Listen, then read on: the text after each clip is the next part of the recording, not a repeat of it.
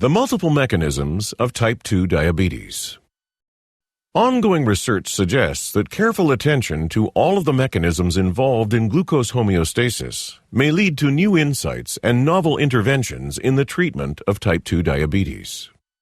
Blood glucose levels are affected by a number of key organs that regulate the entry and removal of glucose from the blood: the intestine, liver, pancreas, skeletal muscle, brain, adipose tissue, and the kidneys.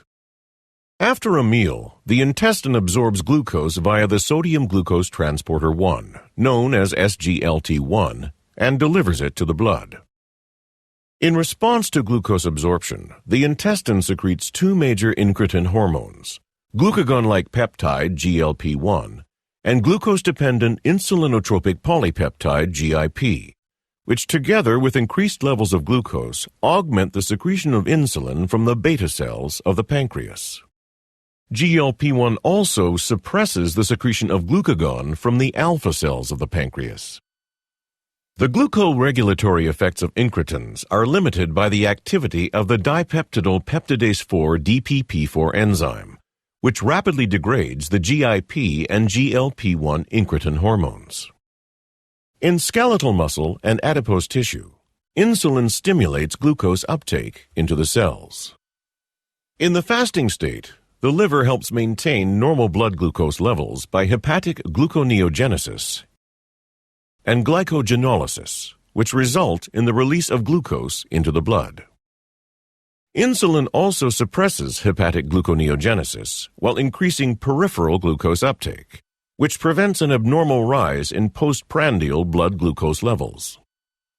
Renal glucose reabsorption, mediated by the sodium glucose transporter 2, or SGLT2, is the primary mechanism by which filtered glucose is actively returned to the blood and retained in the body. SGLT2 actively reabsorbs about 90% of all filtered glucose in the S1 segment of the proximal tubule. SGLT2 is believed to be expressed almost exclusively in the kidneys. SGLT1 reabsorbs the remaining filtered glucose. Dysregulation of glucose balance resulting in hyperglycemia is a hallmark of diabetes. Increased visceral adiposity in particular has been shown to contribute to the development of insulin resistance in the liver, skeletal muscle, and adipose tissue. Insulin resistance in these tissues results in a compensatory increase in the amount of insulin secreted by the beta cells of the pancreas. Over time, the beta cells may fail to produce enough insulin to meet the demand created by insulin resistance. This failure may also be worsened by glucotoxicity, the deleterious effect of elevated glucose on beta cell function and its contribution to insulin resistance. Inability of the pancreas to secrete adequate amounts of insulin results in hyperglycemia, which contributes to the impairment and eventual failure of the endocrine system's ability to lower blood glucose.